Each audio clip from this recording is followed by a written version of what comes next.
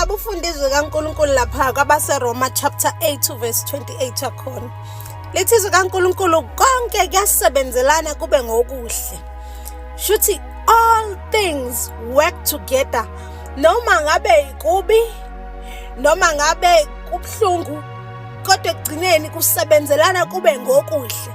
Uma uzofunda izwi kaNkulunkulu lapha kuNumeri lithi izwi kaNkulunkulu uBhalaki wakwaqasha uBhalamu ukuthi aqalekise uIsrayeli.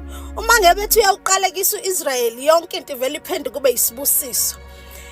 Wazi wadina uBhalaki ukuthi wena ngikuqashile ukuthi ungiqalekisele abantu. Yini manje ubabusisa?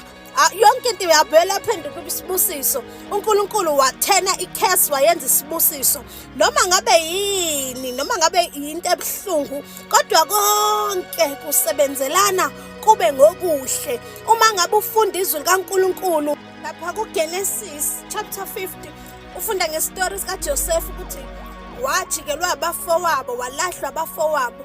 Uma ngabe seyigoqa uJoseph le ndaba uthi you intended to harm me, but God intended it for good to accomplish what is now being done, at the saving of many lives. Shuthi kwakuyicebe elibi kubafowabo babethi bamenza kabi uJosepha, kodwa uNkulunkulu konke lokho waguqula kwakuhle. Konke lokho waguqula kwasebenzelana kwaba ngokuhle for uJosepha.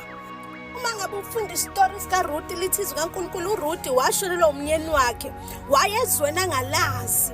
Mayifika kanti ukushonelwa umyeni wakhe nobhlungu bomholela kuBowazi entokozweni yakhe, enjabulweni yakhe, lapho engeke saswela khona, lapho ezothola khona imfudumalo, athole khona uthando. All things work together for good. Kodwa ke kune condition, izinto ayisebenzelani zibe izinto ezinhle kunanoma ubani.